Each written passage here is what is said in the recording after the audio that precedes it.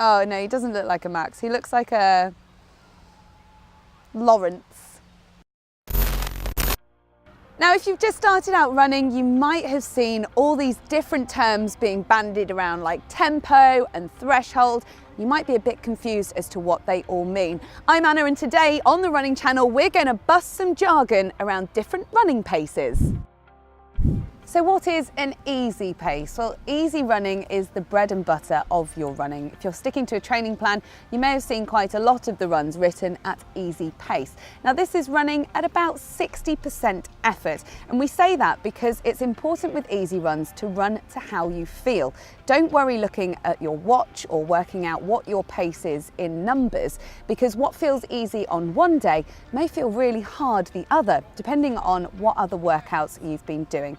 So with your easy running, it's important to make sure that you're still able to chat as you run and it feels comfortable for you. In fact, social runs are a great way of making sure you stick at that easy pace. And with easy running, it teaches your body to burn fat effectively as fuel and also helps increase your aerobic fitness. So if an easy pace is at 60% effort, then think of a steady pace at around 70% effort. It's about increasing that aerobic fitness, getting your heart going, and also getting your body used to running a slightly faster, but not too much faster pace. So you should still be able to hold a conversation at a steady pace, and you might not do too many runs at this pace completely. In fact, what you might find is that you start off running at an easy pace, and that run then progressively turns into a steady pace. Tempo runs can feel like a bit of a technical term, but if we're going to look at percentages with tempo runs, then think about it at about 80 to 90% effort. So tempo runs are the ones that are really going to get your body in shape for race pace speed. Now, it depends on what you're training for as to how long you go out and do tempo runs, but generally speaking, it's an hour absolutely max. It's normally more like a 20 to 30 minute run. So let's talk about threshold. Now this is where it can get a little bit complicated. So some people may use the terms tempo and threshold as interchangeable, but what threshold refers to is your lactate. Now lactate is the nasty stuff that builds up and makes your legs feel really heavy.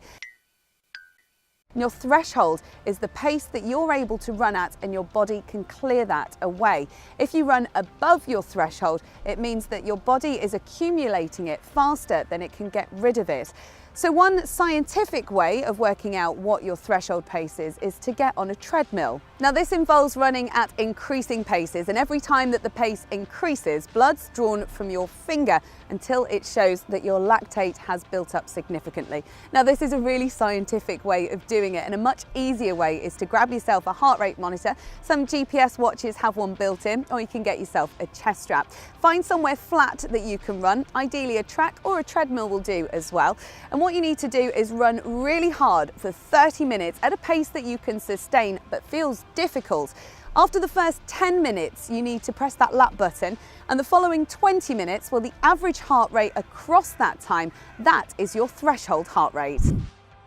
So you thought running was a simple sport, right? Well, with all these different words being bandied around, it can sound a little bit overwhelming and complicated, but don't worry too much about it. There is something else to throw into the mix when it comes to tempo and threshold though, and that is running at a race pace. So running at the pace that you're planning to run the race that you're training for. So for example, if you're training for a half marathon, you might go out and do a 45-minute run at that pace that you're planning to run the half marathon at. Or if you're training for a 10K, you might go and do a 25-minute run at the pace that you're running the 10K at.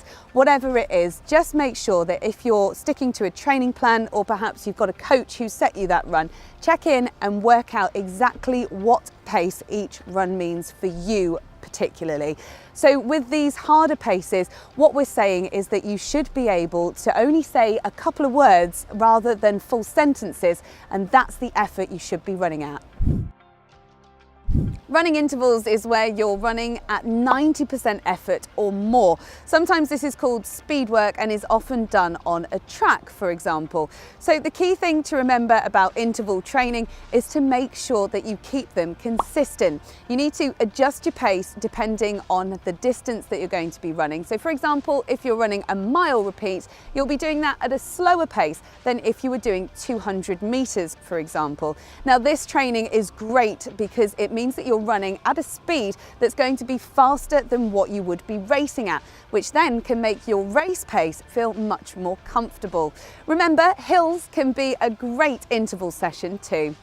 Check out our video on how to run on the track and how to run hills on the running channel. Hopefully we've been able to bust some jargon for you today. Don't forget to like and subscribe, and we'll see you next time.